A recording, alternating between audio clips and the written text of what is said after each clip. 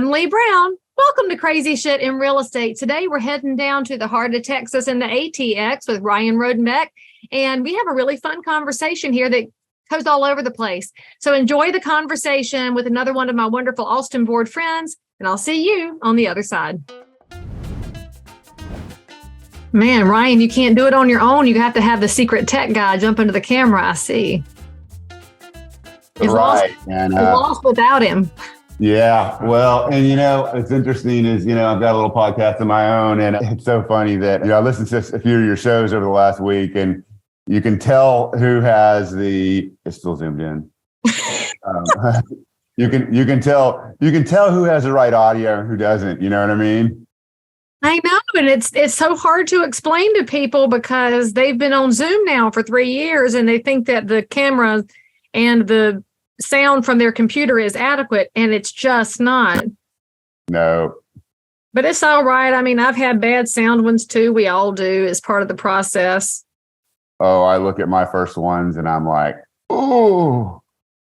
If you're not cringing, you haven't grown though. So what is the name of the salt and pepper beard that was helping you out there? Oh, that's Caleb. He's my marketing director. Hey, Caleb, Ryan needs to give you appropriate amounts of shout outs and credit. I'm just going to make sure that happens. Okay. We're getting there. Look, Caleb says, give me the love with the bonus. All right. So I hear what he's saying.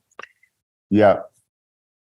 All right. So what's the realty sign behind you? Is that Realty Hack? But I can't see the hack behind your body. That's what it is. Realty Hack. Yeah. So is there like a play on words here where you're a hack and then Realty Hack? Pretty much. That's exactly what I am.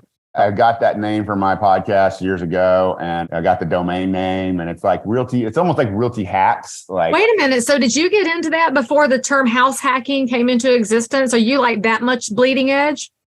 Oh, I don't think so. Okay, you're close. I got into, I got from like tech hacks. House hacks. Yeah. I think that was before my time. I've only been doing this for like 4 years.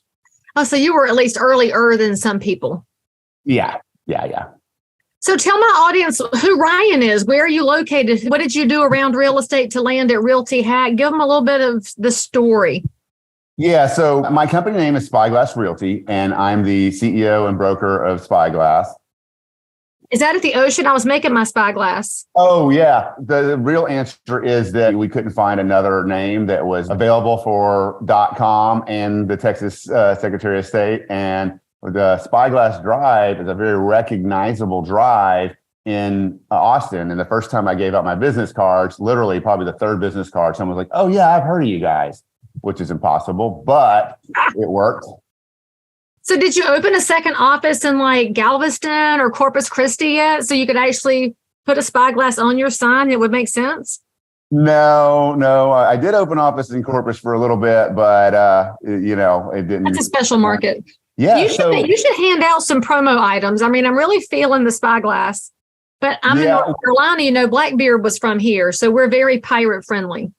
Yeah. Oh, good. I consider myself a pirate in some regards. All right. So when did you get into real estate? What'd you do before the business? How did you land in this space?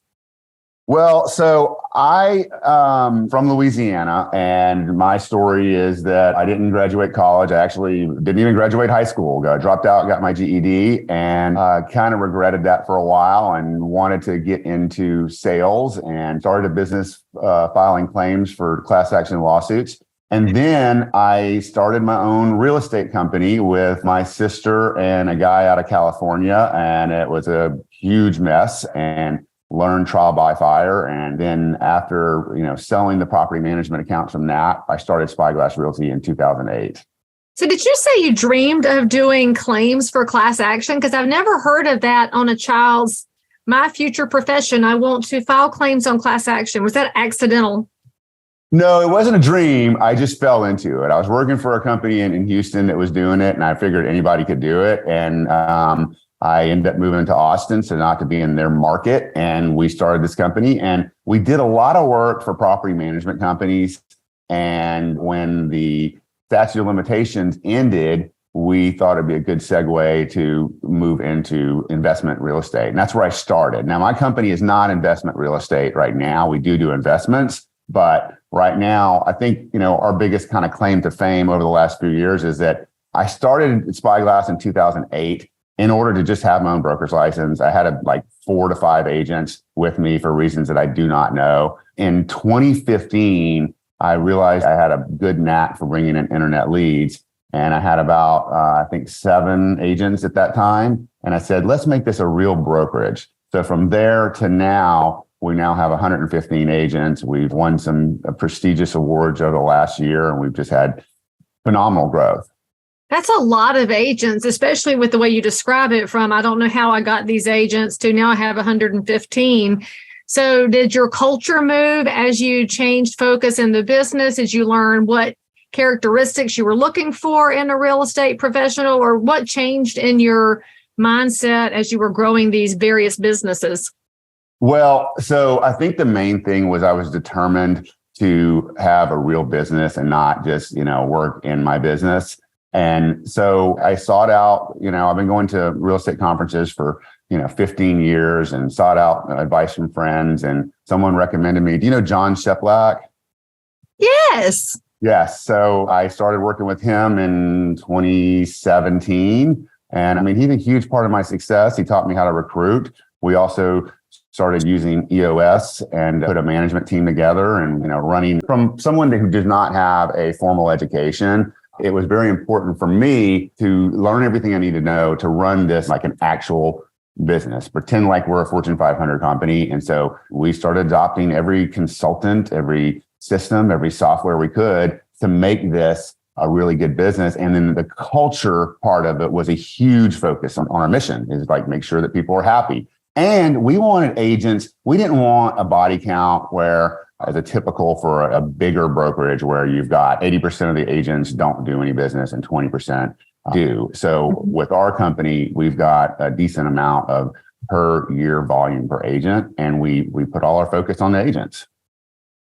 So I think it's interesting that you pivoted in that mindset of, I didn't have a formal education, but we were still able to build this like a business. And all I can think is, nowhere in the formal education system are you taught how to run anything like a Fortune 500 company. We've got such a gap between our educational process and procedure and how the real world operates. You might be in better shape today because you did not go through that collegiate experience, drop all that money, and then still have to create it from scratch. So instead, you're describing building your business by grabbing best practices from all over the place, which should lead to happier, more productive agents who create happier clients and customers. Because I love the simplicity of your mission statement to make people happy. Yeah, there's no word salad involved. It's very simple. It's to the point, and your people should know what to go do. Yeah, well, and so, outside of an MBA, I think you're right. And you should say some MBAs, because it depends on where you go to get it. I would just posit that if you're at Wharton, you're not going to get an MBA that would build a real estate business. But if you went to Texas Tech, you'd probably get something that's more realistic, just because Lubbock is more of a hands-on town. I wouldn't even say, my daughter's going to Tech, so obviously I'm a guns up person. And I would never give any credit to UT for anything because they have bad behavior. Yeah. Well, I can't say too much about UT. It's my hometown, but now. Okay, we'll just fire up all the commenters. Austin Community College is probably better. Well, what's funny is, like, you talk about mission statement and core values. We dug into that big time because I had a nice canvas, picture in the wall there in the other room that said our mission statement and core values. And I could never tell you what they are, right? And I remember hearing Chris Lindahl speak at a conference, and he was like, "Chris is so smart." Yeah, he's great. He's great.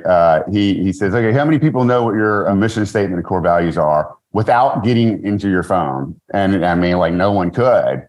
So I know ish what it is. Well, we spent days on it, and we looked at what our mission statement is. And our mission statement is we make good agents into great agents. And what our core values are non-negotiables. And when we look at that, it's be smart, be all in, do the right thing, and take action.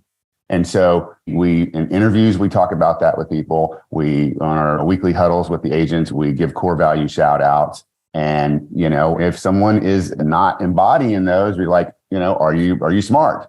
Are you taking action? Are you doing the right thing?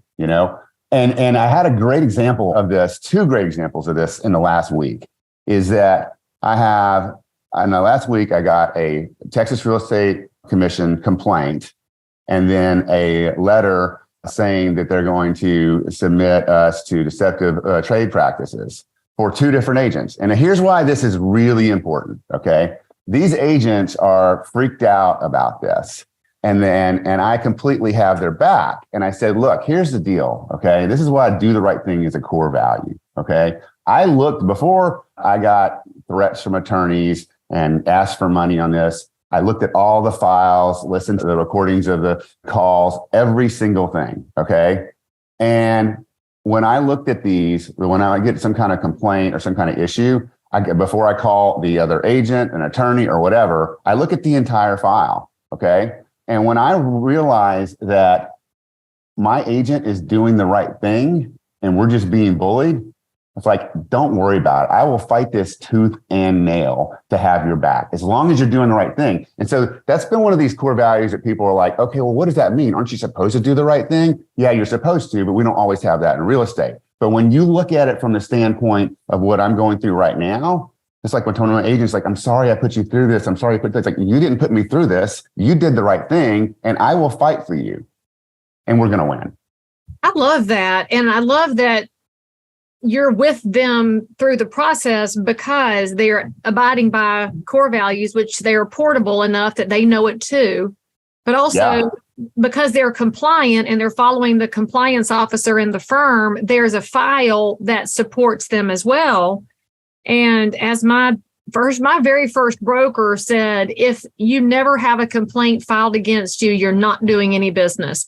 And I have never forgotten that. And so I tell my agents, because it's going to happen. Somebody's going to go sideways, and it could be valid and it could be invalid. And like you said, it might be bullying from the other side, but absolutely, it would never happen if you're not selling anything. So the question is, go back to, like you said, do you do the right thing? And is your file complete? Then we can ride to Raleigh together. That's what we say. You might ride to Austin, but you just riding down the street. But for us, we ride to Raleigh together.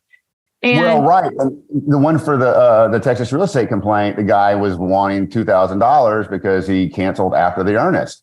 And it would be so much easier and cheaper for me to pay that $2,000, right? But we don't owe that. That was not our mistake. It was his ignorance, okay? So I'd rather, and this sounds stupid, but I'd rather take the high road of where my principles are, and maybe it costs me more than that, but at least I get to defend my agent. Well, and there's a space for that, because the world we're in right now will tell you to take the path of least resistance always. And if the path of least resistance is telling the wrong party that they're right by paying them off, all you've done is feed a negative person more fuel that says, I was right. Yeah. And if you weren't right, you've got to defend your practices. And I do wish more real estate agents were bolder about defending themselves, because I don't think they're wrong as often as they give in, because they just don't want to have a confrontation with somebody. And I should clear this up. I want the bad people to pay the price. Absolutely. When you screw up, you should own it. You should pay that price. But when you didn't do something wrong and somebody's coming after you, put all 10 toes down and stand tall and say, I didn't do it that way. And here's my file. I swan, it all goes back to why you keep a complete paper trail. And in my office, I teach my agents to keep a phone journal. Like, if you're talking on the phone all the time, keep a journal, jot down who you're talking to and when, because if you've got a record and nobody else does, you've got more backing. And I want to be able to support you. Yeah, we had another one a few months ago where an agent, it wasn't really his fault, but there's a piece of advice that it should have been known by the client. And it was kind of in writing, but it wasn't that clear, right? In that case, I said, see both sides, right? I could see both sides. And that side, and then that side, I said, God, dude, give him the $3,000 he's asking for, right? I mean, I could see, like, it wasn't like a blatant mistake. And so those are the kind of principles that we talk about all the time, right? And that's been really helpful to our company culture, and, and the progress of it. Like, when we have those conversations about our core values, and we say, look, here's the deal. If you don't embody these core values, it's not going to work out. But if you do, I can promise you'll flourish. When you're building up agents that can stand up in a meeting and say, this is actually true. We're not just full of crap. We're not just blowing smoke. Our company means this. And then they can tell the story more effectively than you can, which to me is the mark of leadership, when it's not just you saying it, it's them taking note of your actions, which is also one of your core values, but then they can sell you better than you can. And that's where your company grows. And that's where we're at now. I mean, it took a long time to get there, and I remember when I had I coached with John Sheplat for a little bit, and then I quit for a year. I got to like 30 agents. And the funny thing is when I went back to him the year, he's like, he said, one of the things he knew I was doing is I was doing like a lot of content. I did my Realty Hack podcast. I do advice to agents, all that type of stuff. And he says, Ryan, one of the things I taught you is to make a bunch of calls in addition to your content. Well, how many calls a day are you making? And I'm like, wow. It's the same thing we teach our agents, right? And so that's why, growth for, whether it's from an agent or for a company, you got to go back to the basics. The content helps. Don't get me wrong. I send out content every single week, but that's still not going to mean they're going to call you. Okay. So we went from 30 to 50 to 80 to 115. Now I'm getting calls in. Okay. But not that many. But when I call an agent that's been on my mailing list my email list for a year, and they're like, oh, I see your stuff all the time, it helps a lot. You still have to go back to the basics. And the same thing with real estate agents. Like, you need to be putting content out there, not like just the sold sign that says, hey, I just sold this property, but like things of value. Tell your clients what they need to know about the market, what they need to know about red flags, what they need about moving up and moving down, multiple offers. And if you do that every single week, or it doesn't have to be every week, but if you do it consistently, then when you call that past client or you call that lead that you've been nurturing for a year, it's going to be very warm instead of very cold. Absolutely. And you have to realize too, that the people who call you after seeing your content, they already have a trust factor and a like factor, just like the agents that you call after they see it. It's already built in there because they've got some kind of a backing. And then the ones that call you out of the blue who don't know all your newsletters probably are coming in with a little bit of a black cloud over their head, because they're looking for somewhere to land, and it might be a good fit, but it also might be a trouble looking for a home, which happens in real estate too. And so we always have to think about that. And, when an agent leaves our office and lands somewhere else, if it's a great agent, I call that broker. I'm like, you just got a great agent. Good job. Because it's the nature of the business. It happens. But when a bad agent leaves, you can't really call the broker and say anything. And it's just, some people are focused on those core values and some are not. That's right. Yeah. And I tell you, another thing I learned is, exit your people with class. I've had a lot of agents come back. So of course, because it's the nature of the business. I mean, if you burn the bridge, that's the dumbest thing you can do in real estate, because you may have to do a transaction together in the future. So why would you make that trouble when you don't need to? That's right. Same thing with agents that have a client that leaves. Like, treat that guy like, just say, okay, look, I understand you wanted someone else, but if you need anything at all, even like a second pair of ears on this, give me a call. And that matters. Relationships are the most important thing in this business. A relationship with your clients, a relationship with your peers, a relationship with your competition. It was just funny. I feel like we all knew that the first week of COVID in March of 2020, when all the lockdowns and all the panic was going on, people actually missed each other and leaned into those relationships. But boy, how quickly that vanished as the world got back to normal. And then turns out we're more divided than ever. But the people that you found out you couldn't spend time with them for one reason or the other made you realize how valuable those connections should have been all along. And that's right. I wish those good lessons had stuck, but here we are. We get back to our old habits and let these things replace relationships, because they're not.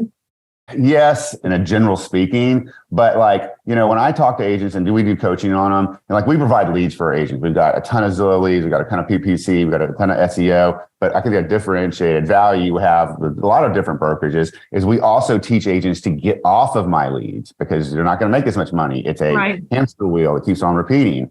And so the biggest education, teaching, training that I give my agents is spend, 2 hours in your database every day. And that's what I learned when I got my license 20 years ago. It's like it doesn't change. The technology and the marketing, that's going to help you. But in the very essence of what you do is maintaining a relationship. And you can't do that through marketing. I mean, it helps, but you can't do that with technology. You got to go back to the principles. And if you can, get some automation to help you, right? In other words, yeah. Automation helps, technology helps, but you can't replicate a voice-to-voice call or an in-person meeting. And I don't care how much agents will tell me they can do all their business on Facebook or Instagram or anywhere else. You have to let that be a starting point, but that won't maintain a relationship like listening to somebody else will and reading their body language and being in community with them. I mean, I think there's so many people that have tried to replace connection with devices, and it's a fool's game because it's just not sustainable. Real people like to have real relationships. Yeah, no, I think I saw or listened to one of your podcasts, and I think it was Follow Up Boss, one of your sponsors at one point. They're fantastic. I love their stuff. Yeah. So it doesn't work if you don't call somebody and say, hey. No, you're right. But what you can do is you haven't talked to someone in, 6 months, a year or whatever. You can go back to that call, listen to what they said. I do this to agents all the time. They don't realize this. I'm like, talk to an agent I haven't talked to in a year. And I'm like, hey, last time I talked to you, your daughter was getting married and you were going to Hawaii. They're like, wow, you got a great memory. I'm like, yeah, I got a recording of the call too. I didn't say that, but you know what I mean? That's what we use that for. That's a good use of technology with maintaining relationships.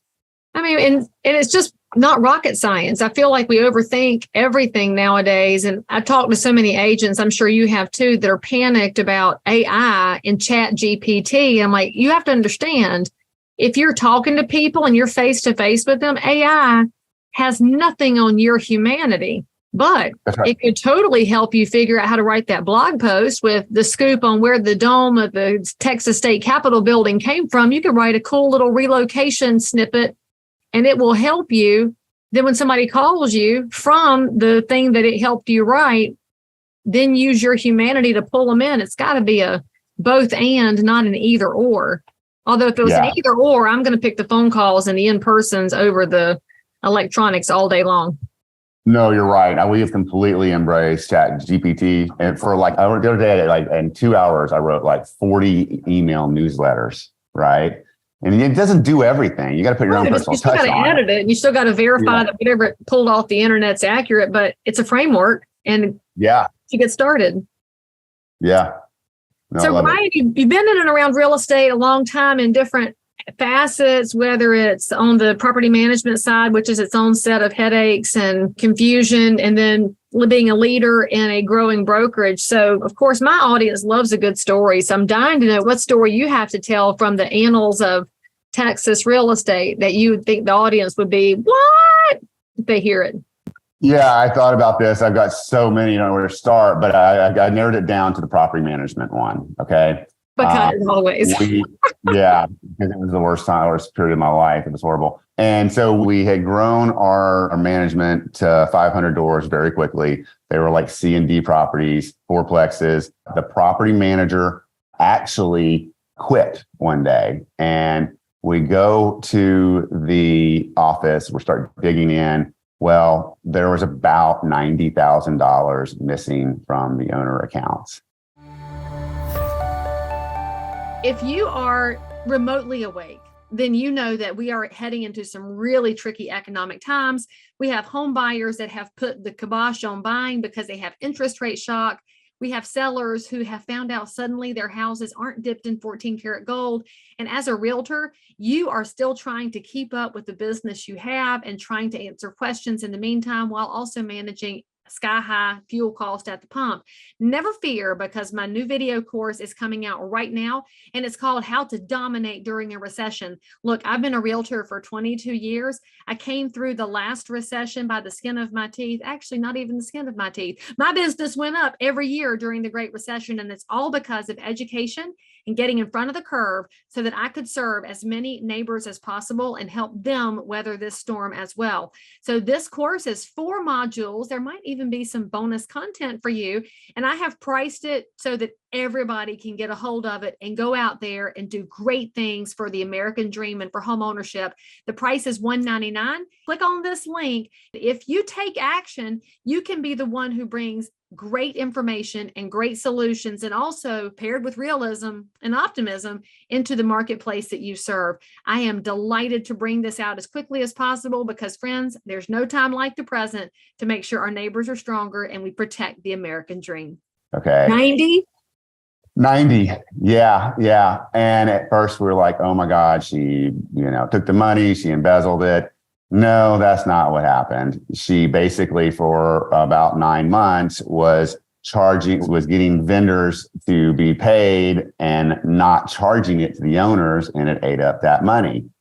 So yeah, and this is actually more common in property management, than you would think. So I remember going to an attorney with my wife, and this was like, I don't know, 15 years ago. And he was like, this could be really bad for you. You need to clean this up right now. And the property manager left. I was head of a sales team. Then I was reduced to a property manager myself. And I remember going out and actually cleaning a unit because there was an owner that was so pissed off about it that he didn't want to pay anything. And you also have to remember, this was during the mortgage, right before the mortgage crisis, right? So because people, of course. Yeah, they were buying a fourplex with 5% down. That 5% was out of a HELOC in their home in California. It was insane. I remember one time, this is a big part of that story, right? Is that we go out to a house. I get a call and the police are at a fourplex. It's right down the street. They're like, hey, we need to do a wellness check. We think someone might be dead in the apartment. And I'm like, okay. So I go to the keys, which is a freaking mess. Like the keys were so unorganized. Just grab the key. I think it is. I go out to the B unit, I remember. And the police, of course, the key doesn't work. Kick down the door. Okay. And of course, there's a dead body in there. Someone died of natural causes. Okay. Was it the tenant? It was the tenant. Yeah. So, okay, well, that sucks. Whatever. Go back to the office. At this time I was working 12 hours a day, from 7 to 7. The very next night, I got a call from the police. Hey, we need to go out to the same property. We need to do a wellness unit check there. And I said, wait a second. We went out to the B unit today. She goes, yeah, well, we need to get in the A unit now. And it's like, oh my God. We go out to that property. Of course, I just picked the key because I'm the right one. Didn't work. They knocked down the door, and another dead body, right? And I was like, oh my God, we have a gas leak. What am I going to get sued?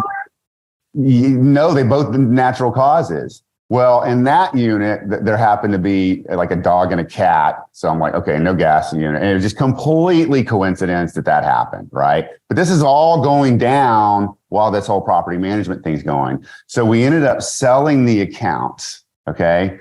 And we deposited a whole bunch of money. I remember we got like a $90,000 down payment, and that all went to healing the accounts. And my wife and I were at the property manager that was buying the accounts, and this is after 2 years of trying to fix this thing, trying to sell trying to salvage all the accounts so it could be sellable, trying to help all the owners make this mess go away. So we signed the check. They give her the check. My wife and I are walking out the door, and I said, look, be cool. Don't say anything. We go down the stairs. We walk to the car. There's a window from the office looking in. It's like, be cool. Don't say anything. Get in the car. Like driving out the parking lot. Be cool. Don't say anything. Turn to the left. We're out of view. Like, like we did it. We're out. We're done. Yeah. The lessons I learned there, Leigh, is, I didn't want to get into property management. My partner in California said that they were going to take care of the back end. I was real reluctant to do it and ended up being a complete nightmare. So lessons I learned. Listen to your gut. Yeah. Stay in your lane, and listen to your gut. You're exactly right.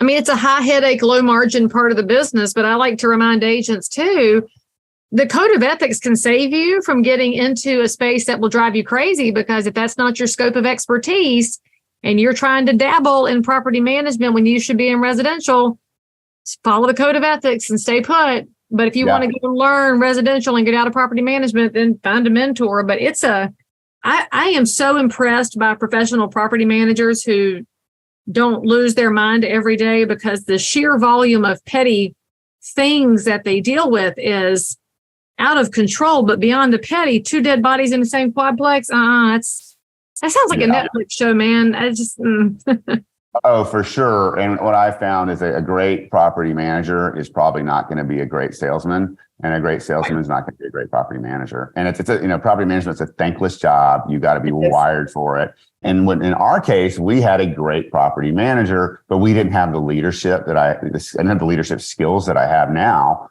to put that together. And I wouldn't want to do that because it's not in my lane. But I think the mistake that most people get when they go into property management is that they think that they can hire the team, but at least for me, it was not successful. And I think that if you're wired the same way as I am, you're looking for trouble.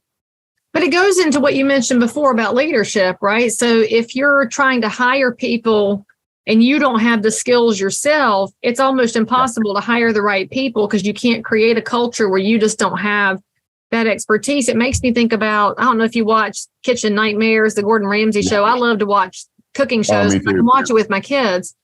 And there's so many times he goes into a restaurant where the owner has never cooked, has never worked in a restaurant, and then they wonder why the whole thing is a mess. Well, they don't have the leadership skills because they never learned the hard skills to go with it. And I think it falls in with property management or residential or commercial or any specialty. If you want to do it, you better learn it from the ground up and make the skills happen. Well, absolutely. And what I do in my business is I have a real passion for marketing. I'm kind of a jack of all trades, master of none. However, when I'm looking to hire someone, or I'm implementing a new marketing system or new marketing technique, or whatever I'm going to do, I'm going to dig in for a long time, not a long time, but I'm going to dig in hard to make sure that I understand it enough so that when my marketing director or any of our VAs are working, I can't look at that. I can't look at what they're doing and not understand it. Like, that goes back to what you're saying. You've got to have a basic level of understanding. And if you can, figure that out, because otherwise when you're looking at the reports, you're like, I don't know what this says, and you're not going to be a good tester at that. So know what you're doing before you hire or implement a new system. Actually, it goes to your first story. If you know the system and you're paying attention, you don't wind up $90,000 in the hole because the charges aren't going to the right parties, because you would know what to look for and how to verify that the systems are in place. Yep. And I still don't know how to verify those systems are in place, but I'm not doing property management. Sold the property managers, so it doesn't matter.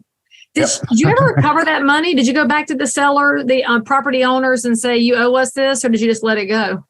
We couldn't do that. Yeah, we couldn't do it because it had been months that have passed. And, again, this is like right before, September 2007, when everything bust. And these guys didn't have the money. I mean, look, when everything failed and they all went, belly up, it made so much sense to me, because these guys, every guy, I was 28 years old. Every person got into my car was older than me and smarter than me, right? The difference is I had been like a big Dave Ramsey listener. Went through Financial Peace University and you should buy, refinance your house and get 7 fourplexes. Well, no, I got 3 houses with 20 to 25% down. And you know what? I didn't have any foreclosures or short sales. And you teach your kids spend, save, give, and then you can carry that mindset forward so that if they decide not to go to college, they can make good choices too. Yeah, well, I haven't done that yet. We're working on that.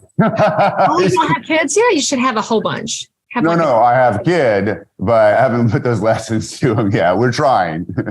They have financial peace for young people. I do. I know. I think our church is going to put it on soon because, we're all looking at this next generation and they've been given so few financial skills along the way. Even if we as parents try to instill it in them, if they haven't had a hard Scrabble start, then it's hard for them. And my kids haven't had a hard Scrabble because we've done well and we've taken care of them, but they need to learn how to protect credit and how to save and give. And yeah, you're exactly they'll probably right. they'll listen to that more than they'll listen to mean old mom here. I'm just a middle-aged mom.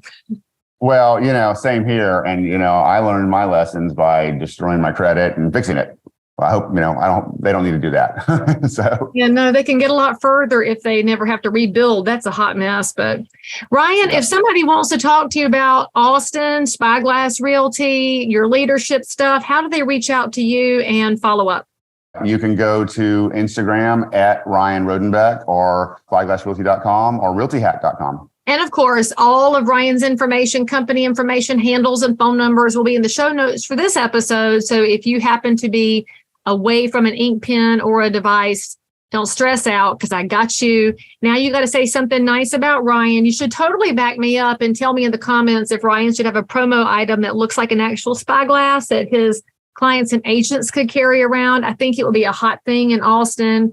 And if I were eating at P. Terry's and I saw a spyglass in there, I would come over and absolutely hire that agent. I'm just saying, I think it's a missed opportunity for you. I love P. Terry's. I love it. Oh, I do too. It's the only fast food I eat. Because it's so freaking good. My son, who's 16, when he was in Austin with me a couple of years ago, I took him there and he likes to eat good food. And he fell in love and we had to buy the t-shirt. So here he wears the shirt around town and nobody in North Carolina knows what P. Terry's is. And they're not planning to franchise anytime soon, which I would have totally opened one up. A 5-item menu, bring it.